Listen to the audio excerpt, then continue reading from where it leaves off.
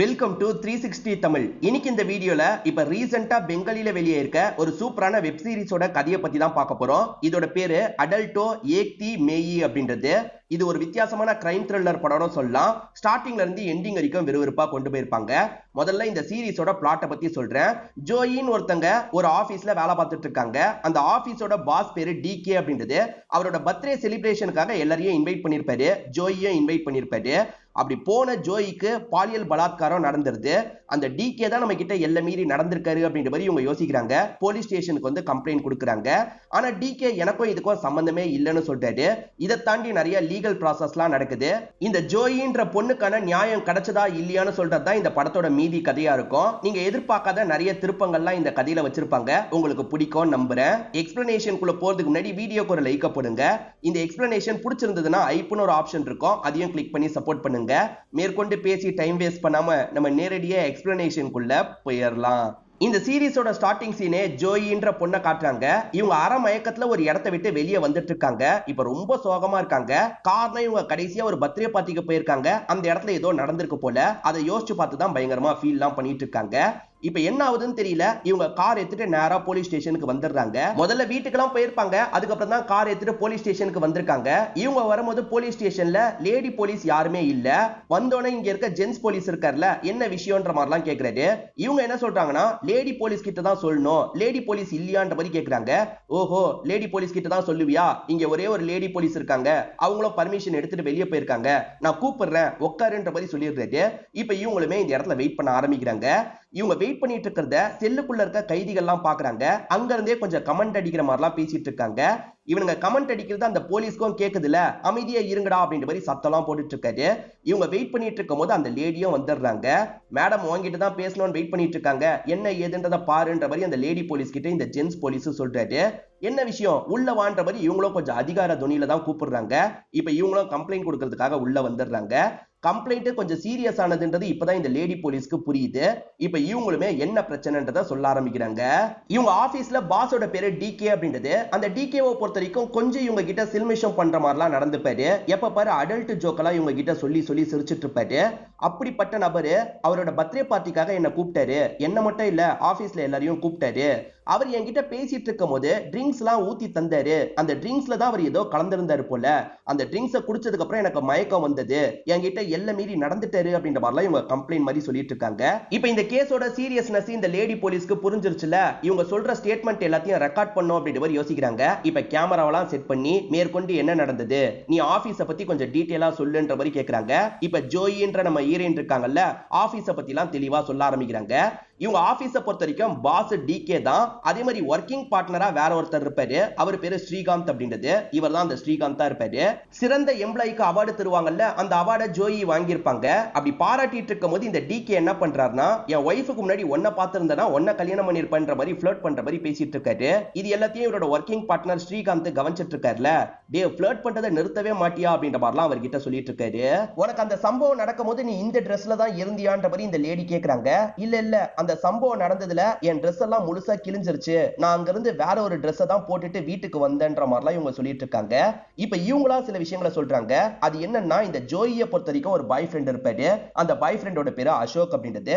இப்ப அசோக் சம்பந்தப்பட்ட ஒரு பிளாஷ்பேக்கை நமக்கு காட்டுறாங்க. அசோக்கும் இவங்களும் அப்பப்ப ஒண்ணு மண்ணாலா இருப்பாங்க. முன்னாடி நாள் கூட இவங்க ரெண்டு பேரும் ஒண்ணு மண்ணா இருந்திருப்பாங்க. இவங்க அசோக் கூட பழகிட்டு இருக்கிறது வீட்டுக்கு தெரியும், ஆனா ஒண்ணு மண்ணா இருக்கிறதுலாம் வீட்டுக்கு தெரியாது. அப்பப்ப அசோக்கோட இடத்துக்கு வந்து இவங்க ஜாலியெல்லாம் இருந்துட்டு இருக்காங்க. அதே சமயம் இந்த டிகேவோட பார்ட்டிக்கு போக போறத பத்தி சொல்றாங்க. சரி, நான் வந்து டிராப் பண்ணுமா இல்ல பிக்கப் பண்ணுமா அப்படின்ற மாதிரிலாம் இவர் கேட்கறாரு. இல்ல இல்ல, நானே பார்த்து பண்ற மாதிரி இவங்க சொல்றாங்க. சரி ஓகேன்ற மாதிரி இவரும் அங்க இருந்து அனுப்பிலாம் வச்சிருப்பாரு. இதை தாண்டி டிகே வீட்ல இருந்து இவங்க வேகமா வெளியே ஓடி வந்து ஒரு இடத்துல உட்காந்து அழுதுட்டு இருந்திருப்பாங்க. அந்த சமயம் ஸ்ரீகாந்த் தான் பார்த்திருப்பாரு. என்னாச்சு ஏதாச்சு அப்படின்ற மாதிரி இவங்க கிட்ட கேட்டிருப்பாரு. அதாவது ஒர்க்கிங் பார்ட்னரா அந்த ஆபீஸ்ல ஒருத்தர் இருக்காருல, அவர் தான் என்ன விஷயம்னு கேட்டிருப்பாரு. இவங்களுமே அழுதுகிட்டே எல்லா விஷயத்தையும் சொல்லியிருப்பாங்க. என்னாச்சு ஏதாச்சு அப்படின்ற மாதிரி டீடைலா கேட்கறாரு. அதுக்கப்புறம் தான் சமாதானம் பத்தி இவங்களை வீட்டுக்கு அனுப்பி வச்சிருப்பாரு. வீட்டுக்கு போயிட்டு தான் போலீஸ் ஸ்டேஷனுக்கு வந்திருக்காங்கன்னு தெரிய வருது. கண்டிப்பா அந்த டிகே தான் பண்ணாரா, நீ பாத்தியான்ற மாதிரி இந்த போலீஸ் கேக்குறாங்க. இல்ல, அந்த சம்பவம் நடக்கும் போது நான் அரை மயக்கத்துல இருந்தேன், அந்த டிகே எதையோ எனக்கு கலந்து தந்துட்டான், அதனால டிகே தான் இதை பண்ணானான்றதை என்னால பார்க்க முடியல, ஆனா கண்டிப்பா அந்த டிகே தான் பண்ணிருப்பான் அப்படின்ற மாதிரி இவங்க சில விஷயங்களை சொல்ல ஆரம்பிக்கிறாங்க. அந்த டிகேவை பொறுத்த வரைக்கும் இவங்களோட பாஸ் மாதிரி இல்ல, வேலையை சொல்றதுக்காக பக்கத்துல வரும்போது அப்படியே ஒரா சீட்லாம் இருப்பாரு. இதை தாண்டி இவங்க என்ன சென்ட் போட்டிருக்காங்கன்றதை ஸ்மெல் பண்ணி பாப்பாரு. இதெல்லாம் இவங்களுக்கு சுத்தமா பிடிக்கவே பிடிக்காது. இது எல்லாத்தையும் கேட்டுட்டு இருக்க இந்த லேடி போலீஸ் இருக்காங்கல்ல, இந்த மாதிரி ஒருத்தன் உன்னை இன்வைட் பண்ணானா நீ எதுக்காக போனன்ற மாதிரி கேக்குறாங்க. அதுக்கும் ஜோயி ஒரு காரணத்தை சொல்றாங்க. அவர் எல்லாரும் வாங்கன்னு இன்வைட் பண்ணிருப்பாரு. இவங்க நேரா அந்த ஸ்ரீகாந்த் கிட்ட பேசுறதுக்காக வராங்க. ஏன்னா இவர் தான் கொஞ்சம் க்ளோஸா இருப்பாரு. இவர்கிட்ட டிகேவோட பார்ட்டிக்கு நான் வரப்போறது இல்ல, அவர் என்கிட்ட பேசுற விதம் நடந்துக்கிற விதம்லாம் எனக்கு சுத்தமா பிடிக்க மாட்டேங்குது அப்படின்ற மாதிரி சொல்லிட்டு இருக்காங்க. அந்த எல்லா விஷயத்தையும் நானும் கவனிச்சுட்டு தான் இருக்கேன்.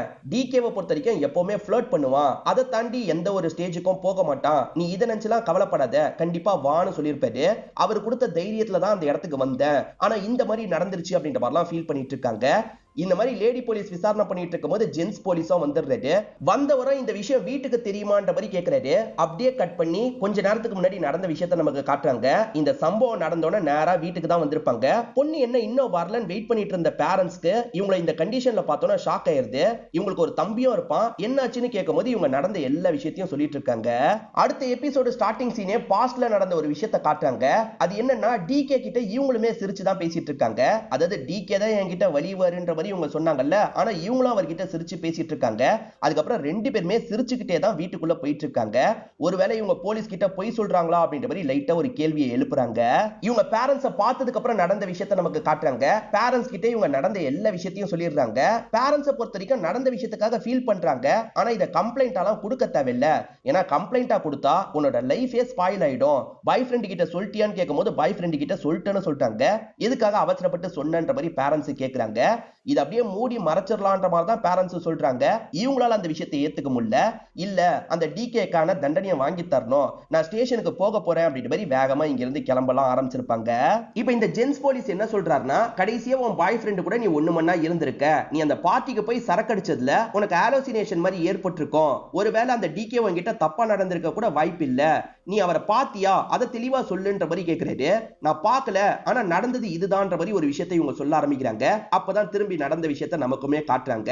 இவங்களுக்கு கொஞ்சம் உடம்பு முடியல, வாந்தி வர மாதிரி இருக்கு, நான் உன்னை ரெஸ்ட் ரூமுக்கு கூட்டு போறேன்ற மாதிரி இவர் படிக்கட்டுல ஏத்தி கூட்டு போயிட்டு இருக்காரு. அந்த சமயம் பார்ட்டி முடிச்சுட்டு எல்லாருமே கிளம்ப ஆரம்பிச்சிருவாங்க. இவர் என்ன பண்றாருன்னா, ரெஸ்ட் ரூமை யூஸ் பண்ணிக்கோ, நான் வெளியே இருக்கன்ற மாதிரி சொல்லியிருப்பாரு. வெளியே இருக்குன்னு சொன்னவர் உள்ள வந்து எல்லை மீறி நடந்திருக்காரு போல, இப்படிதான் நடந்தது அப்படின்ற மாதிரி சொல்றாங்க.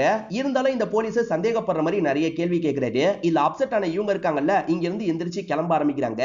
அப்பதான் பேரண்ட்ஸ் பாய் ஃப்ரெண்ட் எல்லாருமே இந்த இடத்துக்கு வந்திருப்பாங்க. இவங்க நுழையும் போது ஈரன் இங்க இருந்து கிளம்பி போயிருந்தாங்க. நீங்க என்ன இவ்வளவு வித்தியாசத்துல வரீங்கன்னு போலீஸ் கேக்குறாரு. நாங்க அவ கிளம்பணும்னே கிளம்ப ஆரம்பிச்சோம், டிராபிக்ல மாட்டிக்கிட்டோம் அப்படின்ற மாதிரி சொல்லிட்டாங்க. ஆக்சுவலா ஈரன் இந்த விஷயத்தை பாய் ஃப்ரெண்ட் கிட்ட சொன்னாங்கல்ல, பாய் ஃப்ரெண்டுமே கம்ப்ளைண்ட்லாம் கொடுக்காதன்ற மாதிரி தான் சொல்லியிருப்பாரு. ஏன்னா அந்த டிகேவே எதுவுமே பண்ண முடியாது, உன் பேர் தான் பயங்கரமா டேமேஜ் ஆகும், நம்ம பாத்துக்கலாம் அப்படின்ற மாதிரிலாம் சொல்லியிருப்பாரு. இவங்க கேட்காம கம்ப்ளைண்ட்லாம் கொடுத்திருப்பாங்க. இப்ப போலீஸ் இந்த ஃபேமிலி கிட்ட பேசிட்டு இருக்காருல, உங்க பொண்ணு மனசை மாத்துறதுக்கு நான் ட்ரை பண்ண முடியல, இதெல்லாம் கேஸா ஃபைல் பண்ணா உங்க பொண்ணுக்கு தான் கொஞ்சம் கெட்ட பேர் ஏற்படும், நீங்க பார்த்து கொஞ்சம் பேசுங்க அப்படின்ற மாதிரி சொல்லிட்டாரு. நாங்க பேசுறதெல்லாம் அவ கேட்கிற மாதிரி இல்லன்ற மாதிரி பேரண்ட்ஸ் சொல்றாங்க. இப்ப ஜோயி எங்க வந்திருக்காங்கன்னா, ஷீலான்ற இவங்களோட ஃப்ரெண்ட பாக்குறதுக்காக வந்திருக்காங்க. இந்த ஷீலாவோட ஹஸ்பண்டா தான் அந்த ஸ்ரீகாந்த் இருப்பாரு. அதாவது கூட வேலை பார்க்குற மாதிரி ஒருத்தரை காமிச்சாங்கல்ல, அவரு இவங்களோட ஹஸ்பண்ட்ன்றது தெரிய வருது. ஜோயிக்கு நடந்த எல்லாமே இந்த ஸ்ரீகாந்துக்கு தெரிஞ்சதுல ஸ்ரீகாந்த் தன்னோட ஒய்ஃப் கிட்ட ஷேர் பண்ணிருப்பாரு. இவங்க ரெண்டு பேருமே அந்த டிகேக்கு ரொம்ப க்ளோஸ் ஃப்ரெண்ட்ஸா இருப்பாங்க. டிகே இப்படி பண்ணிட்டானே அப்படின்ற மாதிரிலாம் யோசிக்கிறாங்க. அதுக்கப்புறம் இவங்க ரெண்டு பேருமே சேர்ந்த மாதிரி ஜோயி கிட்ட பேசுறதுக்காக வராங்க. கம்ப்ளைண்ட் கொடுத்தியா, என்ன சொன்னாங்கன்ற மாதிரி கேக்குறாங்க. ப்ராப்பரா எனக்கு ரெஸ்பான்ஸே பண்ணல, பெண்ணா பிறந்தது என்னோட தப்பா, அந்த டிகேவை காப்பாத்துற மாதிரி தான் எல்லா கேள்வியும் கேட்கறாங்க அப்படின்ற மாதிரிலாம் ஆதங்கப்பட்டு இருக்காங்க. இப்ப பாஸ்ட்ல நடந்த விஷயத்தை காட்டுறாங்க. ஆக்சுவலா அந்த பார்ட்டில எல்லாருமே கார்டன் ஏரியாக்கு வந்து மியூசிக்லாம் ப்ளே பண்ணி ரசிச்சிட்டு இருக்காங்க. அந்த சமயம் அந்த டிகே இருக்கார்ல, இவங்களுக்கு பக்கத்துல வந்து உட்கார்றாரு, இவங்களுக்கு குடிக்கிறதுக்கு ட்ரிங்க்ஸ்லாம் தராரு, திரும்பி இவங்க கிட்ட ஃப்ளர்ட் பண்ற மாதிரிலாம் பேசிட்டு இருக்காரு. இவன் இங்கேயும் ஃப்ளர்ட் பண்ற வேலையை ஆரம்பிச்சிட்டான் அப்படின்ற மாதிரி கொலீக்ஸும் இந்த இடத்துல பேசிட்டு இருக்காங்க.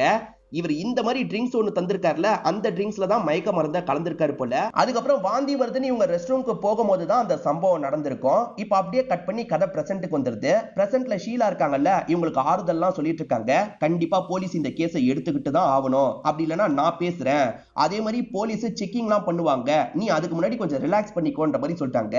அப்படியே கட் பண்ணி அந்த போலீஸை காட்டுறாங்க. அந்த போலீஸ் அவரோட சீனியர் கிட்ட எல்லாம் டிஸ்கஸ் பண்றாரு போல. இந்த மாதிரி ஒரு கேஸ் வந்திருக்கு, டிகேக்கு எதிராக கேஸ் வந்திருக்கு, என்ன பண்றது அப்படின்ற மாதிரிலாம் கேட்டுட்டு இருக்காரு. ஷீலாவை பொறுத்த வரைக்கும் கொஞ்சம் ரெஸ்ட் எடுத்துக்கோன்ற மாதிரி சொன்னாங்கல்ல, இப்ப மேல இருக்க அவங்க பெட்ரூமுக்கு கூட்டு வந்துடுறாங்க. இப்ப நீ எவ்வளவு கஷ்டத்துல இருப்பன்றது எனக்கு தெரியுது, உன் கூட நான் சப்போர்ட்டிவா இருப்பேன், கவலைப்படாத, படுத்து ரெஸ்ட் எடு அப்படின்ற மாதிரி இவங்களுமே படுக்க வச்சுட்டு கீழே வந்துடுறாங்க. அப்படி கீழே வந்தவங்க நல்ல வேலை அவ உங்களை அக்யூஸ் பண்ணல அப்படின்ற மாதிரி ஹஸ்பண்ட பார்த்து சொல்லிட்டாங்க. ஹஸ்பண்டுமே ஷாக் ஆயிடுறாரு. என்ன எதுக்காக அவ அக்யூஸ் பண்ண போறா, நான் எந்த தப்புமே பண்ணலையேன்னு சொல்றாரு. இல்லங்க, இந்த மாதிரி சம்பவம் நடக்கும் போது யாரு பண்ணாங்கன்னு தெரியாத பட்சத்துல எல்லார் மேலயும் சந்தேகம் வரும். இந்த சூழல்ல கூட உங்க மேல அவ சந்தேகப்படலன்னு நினைக்கும் போது எனக்கு கொஞ்சம் நிம்மதியா இருக்குன்ற மாதிரிலாம் சொல்லிட்டு இருக்காங்க. இப்ப இவர் இருக்கார்ல, அவங்க வேலையில எப்படின்றத சொல்றாரு. அவங்கள பொறுத்த வரைக்கும் சின்சியரா வேலை பார்ப்பாங்க, அதே சமயம் கொஞ்சம் கோபமா படுவாங்க. அதாவது ஆபீஸ்ல எப்ப பாரு நிறைய பேரை போட்டு திட்டுவாங்க. இந்த வேலையை கூட உன்னால முடிக்க முடியாதா, இந்த வேலையை ஒழுங்கா பண்ண மாட்டியா அப்படின்ற மாதிரிலாம் திட்டுவாங்க. டிகே ஸ்ரீகாந்த் ரெண்டு பேருமே பொசிஷன்ல இவங்களுக்கு மேல இருக்காங்கல்ல, இருந்தாலுமே அவங்க தப்பு பண்ணாலும் அதை பின் பாயிண்ட்லாம் பண்ணி சொல்லுவாங்க. அவ அந்த அளவுக்கு ரொம்ப போல்டானவ, இதெல்லாம் அவ சமாளிச்சிருவா அப்படின்ற மாதிரி ஹஸ்பண்டும் ஒய்ஃப் கிட்ட சொல்லிட்டு இருக்காரு. இப்ப டிகே காலையில வீட்டுல கண்முழிக்கும் போது நெத்தியில கட்டு போட்டிருக்கிறது தெரிய வருது. இப்ப போலீஸுங்க கேஸ பதிவு பண்ணிருப்பாங்க. இவர்கிட்ட விசாரணை பண்றதுக்காக இவரோட வீட்டுக்கு வந்துடுறாங்க. நைட்டு பார்ட்டி நடந்திருக்கிறது தெளிவா தெரியுது. இப்ப டிகேவோட தலையில கட்டு இருக்கிறத கவனிக்கிறாங்கல்ல, என்னாச்சு ஏதாச்சுன்னு கேக்குறாங்க. நைட்டு நேரம் ரெஸ்ட் ரூம் கிட்ட இருக்கும் போது நான் கீழே விழுந்துட்டேன், அதனால தான் இந்த மாதிரி அடிபட்டுருச்சு அப்படின்ற மாதிரிலாம் சொல்லிட்டாரு. ஆமா, நீங்க எதுக்காக வந்திருக்கீங்கன்ற மாதிரி கேட்கிறாரு. இவங்களுமே கொஞ்சம் கொஞ்சமா கேஸ பத்தி சொல்லிட்டு இருக்காங்க. சரி, கீழே விழுந்ததா சொன்னீங்கல்ல, தடுமாறி விழுந்தீங்களா, யாராவது தள்ளி விட்டு விழுந்தீங்களான்ற மாதிரி கேட்கறாங்க. நான் தடுமாறி விழுந்த மாதிரி தெரியல, யாரோ தள்ளி விட்ட மாதிரி தான் இருக்குன்ற மாதிரி இவரும் சொல்லிட்டு இருக்காரு. இப்ப கேஸ பத்தி இவங்க சொல்றதை கேட்டு ஒரு ஷாக் ஆயிடுறாரு. எது ஜோயி எனக்கு எதிராக கம்ப்ளைண்ட் கொடுத்தாளா, நான் அந்த மாதிரிலாம் எதுவுமே பண்ணலன்னு சொல்லிட்டாரு. நீங்க பண்ணீங்களா பண்ணலையான்றது தெரியல, அவ உங்களுக்கு எதிராக தான் கேஸ் கொடுத்திருக்கா, லீகலா நாங்க பண்ண வேண்டிய விஷயத்த பண்ணணும் அப்படின்ற மாதிரி இவர்கிட்ட ஸ்டேட்மெண்ட்லாம் வாங்கிட்டு இருக்காங்க. இவரை பொறுத்த வரைக்கும் எனக்கும் இதுக்கும் சம்பந்தம் இல்லை அப்படின்ற மாதிரி தான் சொல்றாரு. அதுதான் ஸ்டேட்மெண்டா எழுதி தந்துட்டு இருக்காரு. காலையில நீங்களும் ஸ்டேஷனுக்கு வாங்கன்ற மாதிரி ஜோயியை கூப்பிட்டுருப்பாங்க. இப்ப ஜோயியும் டீமும் இந்த இடத்துக்கு வந்துடுறாங்க. இப்ப இவருமே ஜோயி நான் இப்படி பண்ணிருப்பேன்னு நினைக்கிறியா அப்படின்ற மாதிரி பக்கத்துல வந்து பேசுறதுக்கெல்லாம் ட்ரை பண்ணிட்டு இருக்காரு. ஆனா ஜோயி இருக்காங்கல்ல, இவருக்கு எந்த ஒரு பதிலும் சொல்ல மாட்டாங்க. வேகமா இங்க இருந்து கிளம்பலாம் ஆரம்பிக்கிறாங்க. ஜோயிக்கு ஒரு தம்பி இருக்க மாதிரி காமிச்சாங்கல்ல, அவன் சுத்தமா நம்பிக்கையே இல்லாத மாதிரி பேசிட்டு இருக்கான். அந்த டிகே எல்லாம் பெரிய ஆளு, அவன் பெரிய லாயரையே அவனுக்காக அப்பாயின்ட் பண்ணுவான், அவனை எதிர்த்து இந்த கேஸ்ல நம்ம ஜெயிச்சிட முடியுமான்ற மாதிரிலாம் பேசிட்டு இருக்கான். அப்ப ஷீலா இருக்காங்கல்ல, நானும் லாயர் தான், யார் அவன் கூட்டு வந்தாலும் சரி நான் இவளுக்காக ஜெயிச்சு தருவன்ற மாதிரிலாம் சொல்லிட்டு இருக்காங்க. இப்ப ஸ்ரீனிவாஸ் அப்படின்ற ஒரு பெரிய லாயரை காட்டுறாங்க. இவருக்கு போன் கால் வருது, அட்டெண்ட் பண்ணி பேச ஆரம்பிக்கிறாரு. டிகேவோட கேஸை நீங்க தான் ஹேண்டில் பண்ணணும், எப்படியாவது டிகேவை இதுல இருந்து நீங்க தான் வெளியே கொண்டு வரணும்னு சொல்றாங்க. இவருமே சரின்ற மாதிரிலாம் ஏத்துக்கிறாரு. இப்ப இவங்க இருக்காங்க பாத்தீங்களா, செக்அப் எடுக்கிறதுக்காக ஒரு ஹாஸ்பிட்டலுக்கு வந்துடுறாங்க. கவர்மெண்ட் ஹாஸ்பிட்டல்ல எடுப்பாங்கல்ல, அந்த மாதிரி ஒரு ஹாஸ்பிட்டலுக்கு வந்திருக்காங்க. இவங்களுக்கு உண்மையாலேயே அந்த மாதிரி சம்பவம் நடந்திருக்கா அப்படின்ற மாதிரி ஆளுங்க செக்அப்லாம் பண்ணிட்டு இருக்காங்க. அது நடந்துட்டு இருக்கும் போது இவங்களுக்கு நடந்த அந்த சம்பவம் மைண்டுக்குள்ள ஓடுது. இவங்களுமே சட்டுன்னு பயந்த மாதிரிலாம் கத்த ஆரம்பிக்கிறாங்க. இந்த கேஸ் இருக்கு பாத்தீங்களா, இப்ப கோர்ட்டுக்கு வந்துருது. ஒரு லேடி ஜட்ஜ் தான் இதை ஹேண்டில் பண்ணிட்டு இருக்காங்க. ஆக்சுவலா அவரை பொறுத்த வரைக்கும் ஸ்ரீனிவாஸ் கலையறங்குறாரு. இவங்களை பொறுத்த வரைக்கும் இந்த ஷீலான்றவங்க தான் கலையறங்கி இருப்பாங்க. ஷீலா முதல்ல மடக்கி மடக்கி நிறைய கேள்வி கேட்கறாங்க. அதாவது அடல்ட் ஜோக் பண்ணீங்களா, ஃப்ளர்ட் பண்ற மாதிரி பேசுனீங்களா அப்படின்ற மாதிரி கேட்கறாங்க. ஆமா, நான் அந்த மாதிரி பண்ணதெல்லாம் உண்மைதான், ஆனா இந்த மாதிரி எல்லாம் நான் எதுவுமே பண்ணல, அந்த பார்ட்டில நான் எல்லை மீறி நடக்கலன்ற மாதிரி சொல்றேன். அன்னைக்கு நடந்த பார்ட்டில இவங்க மயக்கமாக்கப்பட்டிருக்காங்க அப்படின்றது டாக்டர் மூலமா ப்ரூவ் ஆயிருது. ஆனா எந்த மாத்திரையை யூஸ் பண்ணி மயக்கமாக்கி இருக்காங்கன்றத கண்டுபிடிக்கல. சோ நீங்க தான் மயக்கமாக்கி இருக்கீங்க அப்படின்ற மாதிரிலாம் இந்த டிகேவை பத்தி இவங்க சொல்லிட்டு இருக்காங்க. அப்ப டிகேக்கான லாயர் ஸ்ரீனிவாஸ் பேச ஆரம்பிக்கிறாரு. அவர் என்ன பண்றாருன்னா, இந்த ஜோயியை கார்னர் பண்ற மாதிரி நிறைய கேள்வி கேட்கிறாரு. ஜோயியோட கேரக்டரை டேமேஜ் பண்றதுக்காக சில கேள்வி எல்லாம் கேட்கிறாரு. அது என்னன்னா, உங்களுக்கு அசோக்னு ஒரு பாய் ஃப்ரெண்ட் இருக்காருல்ல, அந்த நாளைக்கு முன்னாடி நாள் கூட நீங்க பாய் ஃப்ரெண்ட் கூட ஒண்ணு மண்ணா இருந்தீங்கல்ல, கல்யாணம் ஆகிறதுக்கு முன்னாடியே ஒண்ணு மண்ணா இருந்திருக்கீங்க, அப்படிதானன்ற மாதிரி உங்களோட கேரக்டரை டேமேஜ் பண்ற மாதிரி கேள்வி எல்லாம் கேட்கிறாரு. இந்த மாதிரிலாம் கேட்க கூடாது அப்படின்ற மாதிரி ஜட்ஜு வார்னிங் கொடுக்குறாங்க. சரி சரின்ற மாதிரி இவர் கேள்வியை மாத்த ஆரம்பிக்கிறாரு. என்னதான் இவர் கேள்வியை மாத்தினாலும் ஏறக்குறைய இவங்க கேரக்டரை டேமேஜ் பண்ற மாதிரி தான் ஒவ்வொரு கேள்வியா கேட்டுட்டு இருக்காரு. டிகே தான் உங்ககிட்ட எல்லை மீறி நடந்தாருன்றதை நீங்க பாத்தீங்களான்ற மாதிரி கேட்கிறாரு. நான் சரியா கவனிக்கல, அந்த சமயம் நான் மயக்கத்துல இருந்தேன், 2-3 வாட்டி நடுவுல கண்ணை திறந்தேன், அப்ப எனக்கு தெரிஞ்ச விஷயத்தை தான் சொல்றேன்ற மாதிரி சில விஷயங்களை சொல்றாங்க. அந்த பாத்ரூமை பொறுத்த வரைக்கும் ப்ளூ கலர் பெயிண்ட் அடிச்ச மாதிரி இருந்தது. இதை தாண்டி என்கிட்ட எல்லை மீறி நடந்தவன் ப்ளூ கலர்ல ஒரு இன்னர்ஸ் தான் போட்டிருந்தான் அப்படின்ற மாதிரி இவங்க சொல்லிட்டாங்க. இந்த மாதிரி சின்ன சின்ன விஷயங்கள் தான் சொல்றாங்க. ஆனா இதெல்லாம் கேட்கிற இந்த லாயர் இருக்கார்ல, வேணும்ட்டே டிகே மேல இவங்க பழி போடுறாங்க. அந்த மாதிரிலாம் இவங்களுக்கு எந்த ஒரு சம்பவமும் நடக்கல அப்படின்ற மாதிரி சொல்லிட்டு இருக்காரு. இல்ல நடந்தது, நான் ரேப் செய்யப்பட்டிருக்கேன் புரிஞ்சுக்கோங்க அப்படின்ற மாதிரி இவங்க அழலாம் ஆரம்பிக்கிறாங்க. இப்ப ஷீலா தான் நடுவுல பூந்து கொஞ்சம் காப்பாத்துறாங்க. வெளியே வந்த இந்த ஜோயி இருக்காங்கல்ல, என்ன இந்த மாதிரிலாம் கேள்வி கேட்கிறாரு அப்படின்ற மாதிரி பயங்கரமா ஃபீல் பண்ணிட்டு இருக்காங்க. இந்த மாதிரி தான் கேள்வி கேட்பாங்க, நீ கொஞ்சம் பொறுத்துக்கோ, நீ சொல்ல நினைக்கிறத மட்டும் ஷார்ப்பா சொல்லு அப்படின்ற மாதிரிலாம் இவங்க சொல்றாங்க. பாய் ஃப்ரெண்டும் கொஞ்சம் தள்ளி தானே இருக்காரு, இதெல்லாம் நடக்கும்ன்றதுக்காக தான் வேணான்னு சொன்னேன், இவ கேட்கவே இல்லைன்ற மாதிரிலாம் தம்பி கிட்ட புலம்புறாரு. இப்ப ஜோயும் போல்டா ஃபேஸ் பண்றதுக்காக திரும்பி வந்துடுறாங்க. இவர் திரும்பி இவங்க கிட்ட என்ன கேட்கிறாருன்னா, அந்த சம்பவம் நடக்கும்போது டைம் என்னன்றதை கவனிச்சிங்களான்ற மாதிரி கேட்கிறாரு. இவங்க கவனிக்கலன்னு சொல்றாங்க. ஏன் மேடம், பக்கத்துலயே போன் இருக்கும், அதுலயாவது பாத்துருக்கலாம்ல அப்படின்ற மாதிரி கேட்கிறாரு. நான் போனை எடுக்கலாம்னு நினைச்சேன், ஆனா போன் ஏற்கனவே கீழே விழுந்து உடஞ்சிருச்சு அப்படின்ற மாதிரிலாம் இவங்க சொல்லிட்டு இருக்காங்க. சரி, அங்க இருந்து கிளம்பும் போதாவது டைமை பாத்துருக்கலாம்னு கேட்கிறாரு. இவங்க பார்க்கும் போது 3 மணின்னு பார்த்த மாதிரி ஞாபகம் இருக்கிறதா சொல்றாங்க. ஆனா இவர் இருக்கார்ல, நீங்க இந்த சிசிடிவி ஃபுட்டேஜை பாருங்கன்ற மாதிரி ஜட்ஜி கிட்ட காட்டுறாரு. 1:15 மணிக்கே இவங்க அந்த வீட்டை விட்டு கிளம்பி போயிருப்பாங்க. அப்புறம் எப்படி 3 மணிக்கு அந்த சம்பவம் நடந்திருக்கும்? நான் தான் சொல்றேன்ல, இவங்க முழுக்க முழுக்க போய் தான் பேசுறாங்க அப்படின்ற மாதிரி ஸ்ரீனிவாஸ் சொல்லிட்டு இருக்காரு. இந்த இயரிங் இவங்களுக்கு சார்பா முடியல, இவங்க கொஞ்சம் ஃபீல் பண்ணிக்கிட்டே கார்ல வந்துட்டு இருக்காங்க. அப்பதான் இவங்க மைண்டுக்குள்ள ஒரு விஷயம் ஓடுது. இவங்க கிட்ட எல்லை மீறி நடந்தவனோட கையில ஒரு பெரிய மோதிரம் இருக்கும். இத பத்திலாம் பக்கத்துல இருக்க ஷீலா கிட்ட இவங்க சொல்றாங்க. அதை கேட்கிற ஷீலா இருக்காங்கல்ல, நிறைய பேர் அந்த மாதிரி மோதிரம் போட்டிருப்பாங்க, அதை வச்சுலாம் நம்ம எப்படி ஒரு முடிவுக்கு வர முடியும், ஏன் என்னோட ஹஸ்பண்டே அந்த மாதிரி ஒரு மோதிரம் போட்டிருக்காருன்னு சொல்றதுக்காக வராங்க. அப்படி சொல்லும் போது லைட்டா இவங்களுக்கு ஹஸ்பண்ட் மேலேயே டவுட் வருது. இந்த ஷீலாவும் ஸ்ரீகாந்தும் டிகேவோட ஃபேமிலி ஃப்ரெண்ட்ன்ற மாதிரி சொன்ன பாத்தீங்களா, டிகேக்கு ஏற்கனவே கல்யாணம் ஆகி ஒய்ஃப் இருப்பாங்க. இவங்க 4 பேர் அப்பப்ப கேதர் ஆகி ஜாலியா பேசிப்பாங்க. அந்த மாதிரி ஜாலியா பேசிட்டு இருக்கும் போது இவங்களுக்குள்ள சேலஞ்ச் மாதிரிலாம் ஏற்படுது. அந்த சேலஞ்சில் டிகே தோத்துருவாரு, ஸ்ரீகாந்த் ஜெயிச்சிருவாரு. அதனால இந்த டிகே இருக்கார்ல, இதுக்கப்புறம் என்னோட மோதிரம் உனக்கு தான் அப்படின்ற மாதிரி மோதிரத்தை கழட்டி தந்திருப்பாரு. தங்க மோதிரத்தை கிஃப்ட் மாதிரி தந்திருப்பாரு. அந்த மோதிரத்தை ஹஸ்பண்ட் போட்டுட்டு இருந்தாரு அப்படின்ற மாதிரி இந்த ஷீலா யோசிக்கிறாங்க. பீரோவை செக் பண்ணி பார்க்கும்போது பீரோக்குள்ளதான் அந்த மோதிரம் இருக்கு. நல்ல வேலை பீரோல தான் மோதிரம் இருக்குன்ற மாதிரி இவங்க யோசிச்சுட்டு இருக்காங்க. இப்ப ஹஸ்பண்ட் வராரு, இவங்க கிட்ட ஜெனரலா பேசிட்டு இருக்காரு. அப்ப ஹஸ்பண்டோட கையை கவனிக்கிறாங்க. ரீசெண்டா கலட்டின மாதிரி இருக்கு. அப்ப ரீசெண்டா தான் கழட்டி வச்சிருக்காரு போல, ஒருவேளை நம்ம ஹஸ்பண்ட் இதுல சம்பந்தப்பட்டிருப்பாரா அப்படின்ற மாதிரிலாம் இவங்க யோசிக்கிறாங்க. இப்ப பொண்ணு வீட்டுல இருக்கும் போது பேரண்ட்ஸ் வழக்கம் போல அட்வைஸ் பண்றாங்க. கோர்ட்டுக்கெல்லாம் போகாதன்னு சொன்னோம், நீ கேட்டியா அப்படின்ற மாதிரி புலம்பிட்டு இருக்காங்க. அப்ப தம்பி இருக்கான்ல, பீத்தோவனோட ஒரு மியூசிக்கை கேட்டுட்டு இருக்கான். தம்பியும் பாய் ஃப்ரெண்டும் கேட்டுட்டு இருக்காங்க. அதை பார்க்கும்போது இவங்களுக்கு ஒன்று ஸ்ட்ரைக் ஆகுது. இவங்க கிட்ட எல்லை மீறி நடந்தவன் லைட்டர் ஆன் பண்ணும் போது அந்த சவுண்ட் வந்திருக்கும். சோ இது ஒரு க்ளூவா கிடைச்சிருச்சுல்ல, இதை பத்தி உடனே ஷீலா கிட்ட சொல்லணும் அப்படின்ற மாதிரி இவங்களுமே சொல்றதுக்காக வந்துடுறாங்க. அந்த சம்பவம் நடக்கும்போது ஜோயியை பொறுத்த வரைக்கும் அரை மயக்கத்துல இருந்திருப்பாங்க. என்னதான் இருந்தாலும் ஆள் மனசுக்குள்ள அந்த விஷயம் எல்லாம் பதிஞ்சிருக்கும்ல, தெரபிஸ்ட் கிட்ட போனா அது எல்லாத்தையும் தெரிஞ்சுக்கிற வாய்ப்பு இருக்கு. எனக்கு தெரிஞ்ச ஒரு தெரபிஸ்ட் இருக்கான், அவங்க கிட்ட நான் பேசி பாக்குறேன் அப்படின்ற மாதிரிலாம் ஷீலா சொல்றாங்க. அந்த தெரபிஸ்டோட பேரு வினய் அப்படின்றது. அந்த வினயை பொறுத்த வரைக்கும் இவங்களோட எக்ஸார் பேரு. அதனால 2 பேருமே ஜாலியா பேசிட்டு இருக்காங்க. என்னை விட அந்த ஸ்ரீகாந்த் தான் பிடிச்சிருக்கு, நான் அவனை கல்யாணம் பண்ணிட்டேன், நான் உன்னை இன்னமும் மிஸ் பண்றேன் அப்படின்ற மாதிரிலாம் வினய் ஜாலியா பேசிட்டு இருக்காரு. இவங்களுமே நான் கால் பண்ணதுக்கு காரணம் இருக்கு, எனக்கு தெரிஞ்ச ஜோயின்ற ஒரு ஃப்ரெண்டுக்கு இந்த மாதிரி பிரச்சனை, நீ தான் மனசுக்குள்ள இருக்க விஷயத்த வெளியே வர வைக்கணும்ன்ற மாதிரி சொல்றாங்க. அவரும் ஏத்துக்கிறாரு. இதை பத்தி இவங்க ஸ்ரீகாந்த் கிட்டயும் ஷேர் பண்றாங்க. அப்படி ஷேர் பண்ணவங்க மோதிரத்தை எதனால கழட்டிட்டீங்க அப்படின்ற மாதிரி கேக்குறாங்க. கொஞ்சம் வெயிட் போட்டுட்டோம் போல, மோதிரம் டைட் ஆயிருச்சு, அதனால தான் கொஞ்ச நாளைக்கு முன்னாடியே கழட்டி வச்சிட்டேன்ற மாதிரி சொல்லிட்டாரு. கொஞ்ச நாளைக்கு முன்னாடியே கழட்டிட்டாரா இல்ல இப்பதான் கழட்டி இருக்காரா அப்படின்ற மாதிரி ஒய்ஃபும் லைட்டா சந்தேகத்தோட பாக்குறாங்க. அந்த டிகேவால வீட்லயே இருக்க முடியாதுல்ல, அதனால ஆபீஸ்க்கு கிளம்பி வந்துடுறாரு. எல்லார்கிட்டயும் சகஜமா பேசுறதுக்கு ட்ரை பண்றாரு. ஆனா எல்லாருமே வித்தியாசமா பாக்குறாங்க. என்ன நம்ம தான் தப்பு பண்ணோம்னு முடிவே எடுத்துட்டாங்க அப்படின்ற மாதிரி அவருமே யோசிக்கிறாரு. இப்ப அவரோட ஃப்ரெண்டான ஸ்ரீகாந்த் கிட்ட பேசுறதுக்காக வந்துடுறாரு. ஸ்ரீகாந்துமே இவரை பிளேம் பண்ற மாதிரி தான் பேசிட்டு இருக்காரு. நீ இப்படி பண்ணிருக்க கூடாதுரா, தப்பு பண்ணிட்ட அப்படின்ற மாதிரிலாம் சொல்லிட்டாரு. டே ஸ்ரீகாந்த், நீ கூட என்ன நம்புலியா? என்னடா நான் போய் இப்படி பண்ணிருப்பேன்னு நினைக்கிற? நான் ஃபிளர்ட் பண்ற ஆளு தான், அதுக்காக இந்த மாதிரி நடந்துக்கிறவன் கிடையாது அப்படின்ற மாதிரிலாம் சொல்றாரு. ஆனா ஸ்ரீகாந்த் ஏத்துக்கிற மாதிரி இல்ல. இப்ப ஜோயி ஷீலா 2 பேருமே சேர்ந்த மாதிரி அந்த வினய்ன்ற தெரபிஸ்ட பாக்குறதுக்காக வந்துடுறாங்க.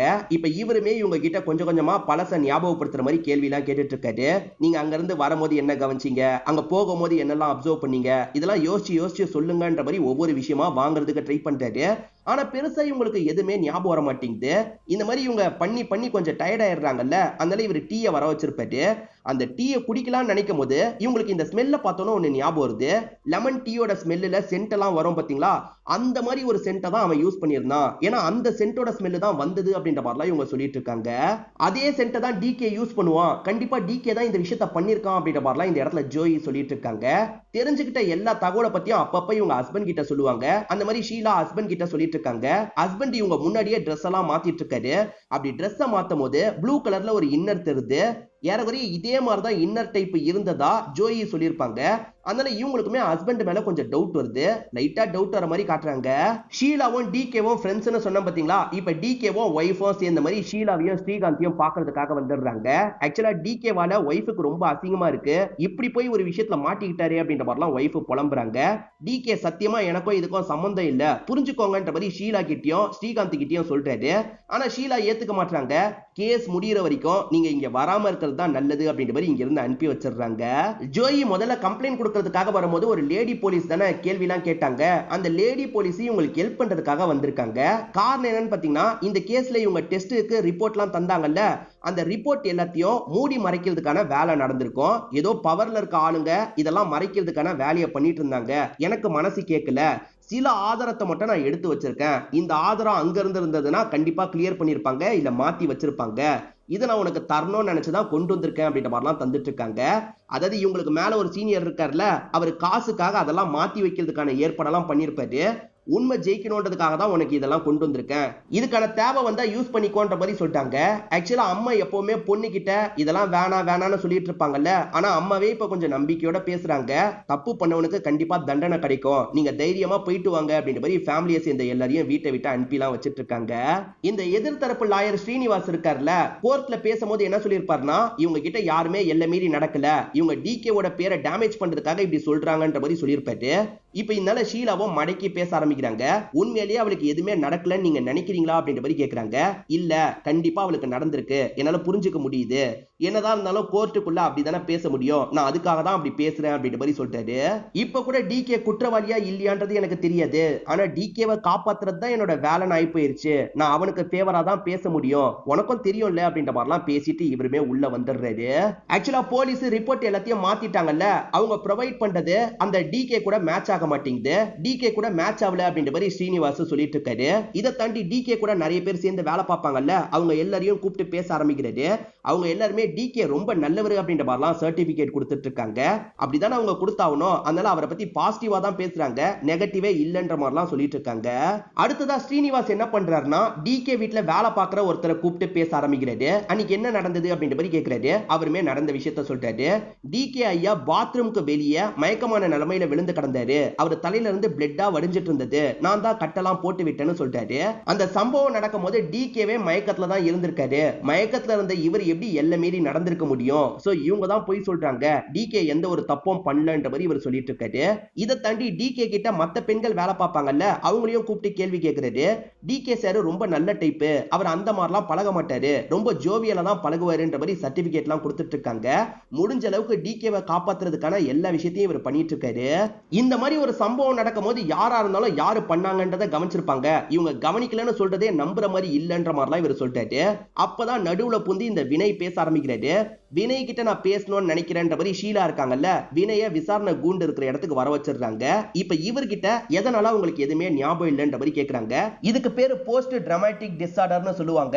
இந்த மாதிரி ஒரு சம்பவம் நடக்கும் போது அவங்களோட மனசுல எந்த ஒரு விஷயமும் பதியாது, கிளாரிட்டியோட பதியாது, அதுதான் இதுக்கு காரணம். அவங்க வேணும்ட்டு எதையும் மறைக்கல, எதையும் மாத்தி சொல்லல அப்படின்ற மாதிரிலாம் சொல்லிட்டு இருக்காரு. ஷீலா என்ன சொல்றாங்கன்னா, டிகேவை பொறுத்த வரைக்கும் ஆபீஸ்ல இருக்கவங்க கிட்ட எப்படி பேசணும்ன்றத சொல்லி கொடுத்து தான் கூட்டு வந்திருக்காரு, அவர் சொல்லி கொடுத்த மாதிரியே இங்க வந்து பேசிட்டாங்க, ஆனா உண்மையை பேசுறதுக்காக வேற ஒருத்தரை நான் கூப்பிடணும்னு நினைக்கிறேன்ற மாதிரி ஹஸ்பண்டோட பேரை சொல்றாங்க. இப்ப ஹஸ்பண்ட் ஸ்டேட்மெண்ட் தரதுக்காக வராரு. ஹஸ்பண்ட் இவங்களுக்கு ஃபேவரா தானே பேசுவாரு, அதனால தான் ஹஸ்பண்டை இந்த இடத்துக்கு வர வச்சிடுறாங்க. இப்பதான் ஏற்கனவே இவங்க ரெண்டு பேர் பேசிக்கிட்டதை நமக்கு காட்டுறாங்க. நைட்டு நேரம் ஹஸ்பண்ட் இருக்கார்ல, கவலைப்படாத, நான் அந்த பொண்ணுக்கு சப்போர்ட்டிவா தான் பேசுவேன், தேவைப்படும் போது என்ன கூப்பிடுன்ற மாதிரி சொல்லியிருப்பாரு. இவங்க சரின்ற மாதிரிலாம் ஏத்திருப்பாங்க. ஆனா இவங்க வேற ஒரு பிளான் போட்டிருப்பாங்க, அது என்னன்றதை இங்கதான் நமக்கு ரிவீல் பண்றாங்க. அது என்னன்னா இந்த ஷீலா நம்ம ஹஸ்பண்ட் தான் இதுக்கு பின்னாடி இருக்காருன்றதை கண்டுபிடிச்சிருப்பாங்க. அதை பத்தி ஜோயி கிட்ட சொல்லியிருப்பாங்க. ஏன்னா ஜோயி இந்த சென்ட் தான் டிகே போடுவார்னு சொன்னாங்கல்ல, அதே சென்ட்டடா இந்த ஸ்ரீகாந்தும் போடுவாரு. இதை தாண்டி பீத்தோவனோட மியூசிக் வரும்னு சொன்னாங்க பாத்தீங்களா, இவங்க ஹஸ்பண்ட் கிட்ட ஒரு லைட்டர் இருக்கும், அந்த லைட்டரை அமுக்கும் போது பீத்தோவன் மியூசிக் தான் வரும். சோ உங்ககிட்ட எல்லை மீறி நடந்தது அந்த டிகே கிடையாது, என் ஹஸ்பண்ட் தான். அவர் தான் இன்ஃபுளுன்ஸை பயன்படுத்தி அங்க இருக்க டெஸ்ட் ரிப்போர்ட்டை மாத்துறதுக்கான ஏற்பாடும் பண்ணிருக்காரு, புரிஞ்சுக்கோன்ற மாதிரி சொல்லிட்டாங்க. சரி நான் வேற லாயரை வச்சு பாத்துக்கிறேன், என்னால உங்களுக்குள்ள மனக்கசப்பெல்லாம் வர தேவையில்லை அப்படின்ற மாதிரி ஜோயி சொல்லிட்டாங்க. நீ என்ன பேசிட்டு இருக்க, என் ஹஸ்பண்ட் தப்பானவரு, அப்படி தப்பானவருன்ற பட்சத்துல லாயரா என்னோட வேலையை நான் செய்யதான் செய்வேன், அவருக்கான தண்டனையை நான் வாங்கி தருவேன்ற மாதிரிலாம் சொல்லிட்டாங்க. ரெண்டு பேருமே கட்டி பிடிச்சு ஃபீல் பண்ணி அழலாம் செஞ்சிருப்பாங்க. நம்ம டிகேவை லாக் பண்ண போறோம் அப்படின்ற மாதிரி ஹஸ்பண்ட் கிட்ட சொல்லி தான் இந்த இடத்துக்கு வர வச்சிருப்பாங்க. ஆனா இங்க வந்தவங்க இந்த ஸ்ரீகாந்தை தான் லாக் பண்ற மாதிரி கேள்வி மேல கேள்வி கேட்கிறாங்க. டிகேவும் ஆளுங்களும் இதை பார்த்து பயங்கரமா ஷாக் ஆகுறாங்க. என்ன இவனை லாக் பண்ணிட்டு இருக்காங்க, அப்ப இவன் தான் பண்ணானா அப்படின்ற மாதிரி அவங்க பாக்குறாங்க. ஸ்ரீகாந்தை லாக் பண்றதுக்கு ஒவ்வொரு பாயிண்டா இவங்க ரெண்டு பேருமே வச்சிட்டு இருக்காங்க. அந்த சம்பவம் நடக்கும்போது இவங்களோட போன் கீழே விழுந்து உடைஞ்சது பாத்தீங்களா, உடஞ்ச டைமை கண்டுபிடிக்கிறதுக்காக ஒரு வேலை பண்ணிருப்பாங்க. சோ அது மூலியமா 1 மணிக்கு தான் அந்த சம்பவம் நடந்திருக்குன்றது உங்களுக்கு தெரியுது.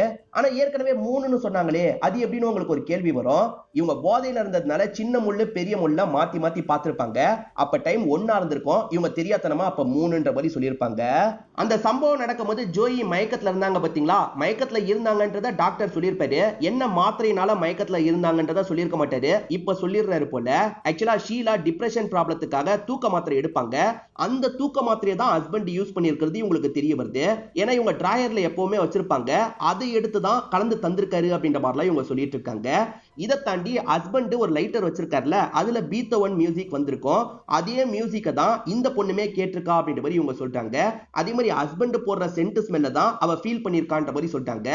இதை தாண்டி ஹஸ்பண்ட் அன்னைக்கு பார்ட்டி முடிச்சுட்டு போற மாதிரி போயிருப்பாரு, எல்லாருமே போகும்போது போற மாதிரி போயிருப்பாரு. ஆனா திரும்பி ஏறக்குறைய 12:30 மணி வாக்குல அவர் உள்ள வந்திருப்பாரு. அவர் உள்ள வந்தது சிசிடிவி ஃபுட்டேஜ்ல இருக்க கூடாதுன்றதுக்காக என்ன பண்ணிருப்பாருன்னா, ஏற்கனவே இருக்க வீடியோவை லூப் பண்ணிருப்பாரு. சோ அந்த டைம் இவர் வந்துட்டு போன மாதிரி இல்லாத மாதிரி செட் பண்ணி வச்சிருப்பாரு. உண்மையில அவர் வந்தாரு, அந்த ஃபுட்டேஜை நாங்க எடுத்துட்டோம் அப்படின்ற மாதிரி அந்த ஃபுட்டேஜை காட்டுறாங்க. அதாவது 12 மணிக்கு கிளம்புனவரு திரும்பி 12:30 மணிக்கு உள்ள நுழைஞ்சிருக்கிறது தெரியுது.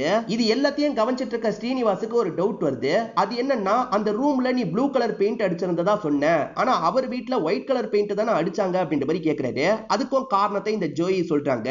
அது என்னன்னா, அந்த பாத்ரூம்ல ப்ளூ கலர் லைட் எரிஞ்சிருக்கும், அந்த லைட்டோட ரிஃப்ளெக்ஷன்ல அந்த ரூமே ப்ளூ கலர் பெயிண்ட் அடிச்ச மாதிரி இருக்கும், அதுலதான் நான் கன்ஃபியூஸ் ஆயிட்டேன் அப்படின்ற மாதிரிலாம் சொல்றாங்க. ஆக மொத்தத்துல இந்த ஸ்ரீகாந்த் தான் இந்த விஷயத்தை பண்ணிருக்காருன்ற மாதிரி சொல்றாங்க. இந்த ஸ்ரீகாந்தும் எதுக்காக இப்படி பண்ணாருன்ற காரணத்தை சொல்ல ஆரம்பிக்கிறாரு. அது என்னன்னா, இந்த ஜோயி எப்பவுமே எல்லார்கிட்டயும் கோவப்பட்டு பேசுவாங்கல்ல, அந்த மாதிரி இவரையும் டேமேஜ் பண்ற மாதிரிலாம் பேசியிருப்பாங்க. இவர் அந்த கோவத்தை உள்ளுக்குள்ளேயே வச்சுப்பாரு.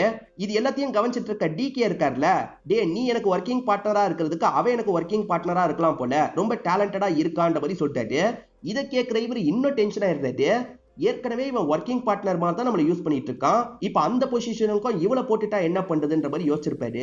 இந்த டிகே எப்ப பாரு ஃப்ளர்ட் பண்ணிக்கிட்டே இருக்காரு பாத்தீங்களா, அந்த பர்த்டே பார்ட்டில இந்த டிகே எல்லை மீறி நடந்த மாதிரி நம்ம செட் பண்ணோம் அப்படின்ற மாதிரி யோசிச்சிருப்பாரு. நடுவுல ஜோயி வரலன்னு சொன்னாங்கல்ல, நீ வாமா நான் இருக்கன்ற மாதிரி இவர் சொல்லியிருப்பாரு. ஜோயி அந்த இடத்துக்கு வர வச்சிருப்பாரு. ஜோயிக்கு அந்த டிகே ட்ரிங்க்ஸ் தரலாம் நினைக்கும் போது அந்த ட்ரிங்க்ஸ்ல இவர் தான் மாத்திரையை கலந்திருப்பாரு. அதெல்லாம் அவர் கவனிக்காம இவங்களுக்கு ட்ரிங்க்ஸ் தந்திருப்பாரு. இதனால தான் ஜோயியை பொறுத்த வரைக்கும் டிகே மேல சந்தேகப்பட்டிருப்பாங்க. ஆனா பண்ணது இந்த ஸ்ரீகாந்தா இருப்பாரு. எல்லாருமே கிளம்பும் போது ஸ்ரீகாந்தும் கிளம்புறேன்னு கிளம்பி இருப்பாரு. கொஞ்ச நேரத்திலேயே திரும்பி உள்ள வந்திருப்பாரு. வந்தவர் என்ன பண்ணுவார்னா, வாசல்ல இருக்க இந்த டிகேவோட மண்டையிலேயே அடிச்சு மயக்கமாக்கி இருப்பாரு. அவர் மயக்கத்துல இருக்கும் போது உள்ள வந்து இவருமே எல்லை மீறி நடந்திருப்பாரு. சோ இவர் தான் எல்லை மீறி நடந்தாரு அப்படின்றது ப்ரூவ் ஆயிருது. நம்ம மேல சந்தேகம் திரும்பிடக்கூடாதுன்றதுக்காக தான் இந்த சம்பவம் நடந்ததுக்கு அப்புறம் அவங்களுக்கு ரொம்ப சப்போர்ட் பண்ற மாதிரிலாம் இவர் நடிச்சிருப்பாரு. ஆனா இப்ப பயங்கரமா எக்ஸ்போஸ் ஆயிடுறாரு. இதெல்லாம் கவனிச்சிட்டு இருக்க ஜட்ஜ் இருக்காங்கல்ல, இவருக்கான தண்டனையில இந்த இடத்துல வழங்கி ஆளுங்களாம் சேர்ந்த மாதிரி இவரை லாக் பண்ணி கூட்டு போறாங்க. இப்ப ஜோயிக்கான நீதி இந்த இடத்துல கிடைச்சிருச்சுன்ற மாதிரி காட்டுறாங்க. இந்த ஸ்ரீனிவாஸ் இருக்கார்ல, ஷீலாக்கு பக்கத்துல வந்து பாராட்டெல்லாம் சொல்லிட்டு இங்க இருந்து போறாரு. அதே மாதிரி அந்த டிகே இருக்கார்ல, இந்த ஜோயி கிட்ட மன்னிப்புலாம் கேட்கிறாரு. ஏன்னா இவர் ஃப்ளர்ட் பண்ற மாதிரிலாம் நிறைய பேசியிருக்காருல, அதெல்லாம் கூட தப்பு தான், என்ன மன்னிச்சிரு அப்படின்ற மாதிரிலாம் சொல்லிட்டு இங்க இருந்து கிளம்ப ஆரம்பிக்கிறாரு. எல்லாரும் போனதுக்கு அப்புறம் ஷீலா மட்டும் ஃபீல் பண்ணிட்டு இருக்காங்க, நம்ம ஹஸ்பண்ட் இப்படி ஒரு கேவலமான விஷயத்த பண்ணிட்டாரு அப்படின்ற மாதிரி ஃபீல் பண்றாங்க. இதோடயே இந்த சீரிஸோட கதையை முடிச்சிடுறாங்க. கண்டிப்பா இந்த சீரிஸோட எக்ஸ்பிளனேஷன் உங்களுக்கு பிடிச்சிருக்கும்னு நம்புறேன். இந்த வீடியோ உங்களுக்கு பிடிச்சிருந்ததுன்னா லைக் பண்ணுங்க, கமெண்ட் பண்ணுங்க, மறக்காம 360 தமிழ் சேனலை சப்ஸ்கிரைப் பண்ணுங்க. தொடர்ச்சியா இந்த மாதிரி வீடியோக்கள் வந்துகிட்டே தான் இருக்கும்.